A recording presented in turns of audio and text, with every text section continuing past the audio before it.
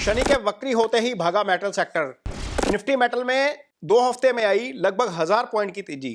आखिर कब तक मेटल सेक्टर्स में रहेगी चमक? नमस्कार, मैं हूं नरेश कुमार। सबसे पहले ये जानकारी, जो लोग एस्ट्रो अपडेट्स चाहते हैं मार्केट के ऊपर या फिर बुलियंस के ऊपर, उनके लिए चैनल के ऊपर ज्वाइन का बटन लगा हुआ है। यहाँ पर आप ये देख सकते हैं, यहाँ पर आप ज्वाइन कर सकते हैं इस सर्विसेज के लिए। इसके अलावा जो लोग कुंडली का एनालिसिस करवाना चाहते हैं या मार्केट के लिहाज से कुंडली का एनालिसिस करवाना चाहते हैं, वो भी अप्रोच कर सकते हैं। व्हाट्सएप नंबर नीचे दिया हुआ है।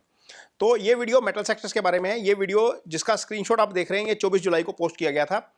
इस 24 जुलाई के वीडियो में जो है एक रिसर्च के आधार पर बताया गया था कि मेटल इंडेक्स में अब तेजी आने वाली है, यानी कि निफ्टी का जो मेटल इंडेक्स है वहाँ पर अच्छी अपॉर्चुनिटी बन रही है। ये सिर्फ और सिर्फ एस्ट्रो बेस के ऊपर बताया गया था और इसमें हमने पिछले 10-11 साल का डाटा एनालाइज किया था, जिसमें शनि के वक्री होने की डेट थी और साथ में मेटल निफ्टी का जो परफॉर्मेंस था उसके ऊपर। अब देखिए, 27 जुलाई को शनि वक्री होते हैं, उसके बाद बाजार की चाल देखिए और निफ्टी का मेटल इंडेक्स देखिए। यहाँ पर देखिए, निफ्टी के मेटल इंडेक्स में करीब 1000 पॉइंट की तेजी अब आ चुकी है और आगे ये कब तक तेजी रहेगी इस वीडियो में आगे बताएंगे।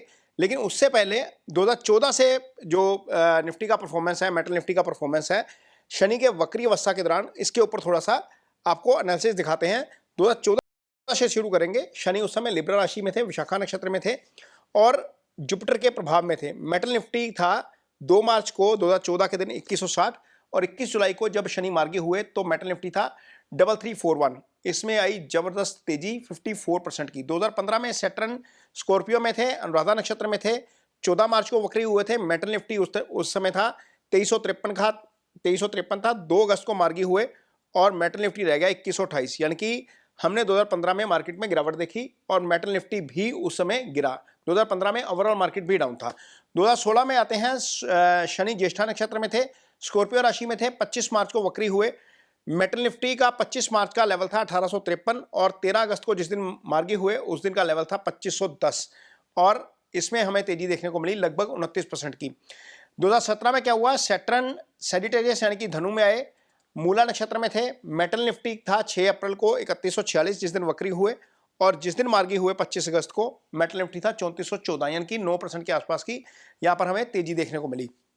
2018 में सैटर्न धनु में थे, शनि यानी कि धनु में थे, पूर्वाषाढ़ा नक्षत्र में थे और जिस दिन वक्री हुए मेटल निफ्टी का उस दिन का लेवल देखिए, 18 अप्रैल को वक्री हुए थे, 3750 का लेवल था और जिस दिन मार्गी हुए 6 सितंबर को उस दिन 3632। यहाँ पर हमें मार्जिनल डिक्लाइन देखने को मिला लगभग 0.3% का।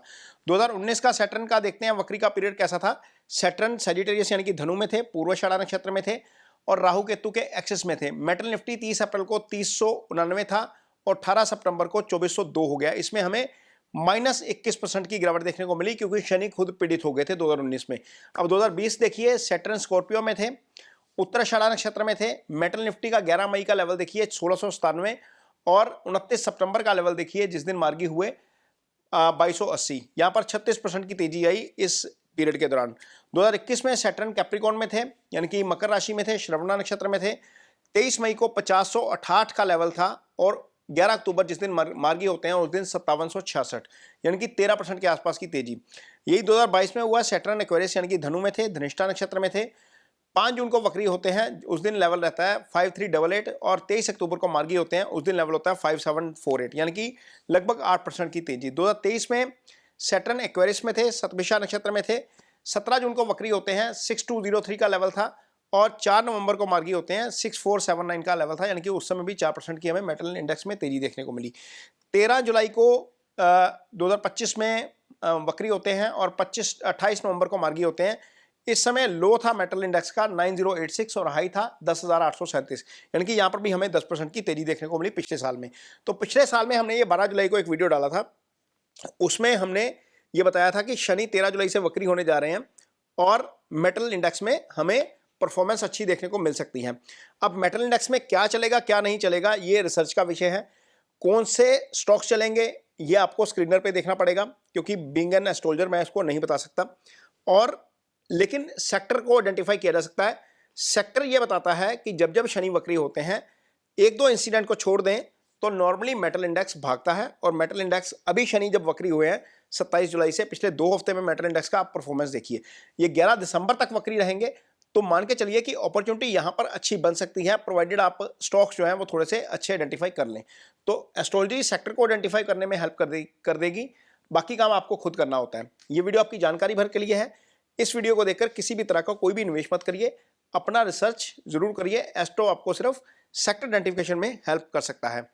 वीडियो कैसा लगा इस पर कमेंट बॉक्स में अपनी राय जरूर दीजिए। वीडियो अच्छा लगे तो उसे शेयर जरूर करिए, पेज को सब्सक्राइब जरूर करिए। इसके साथ ही मुझे दीजिए इजाजत। नमस्कार।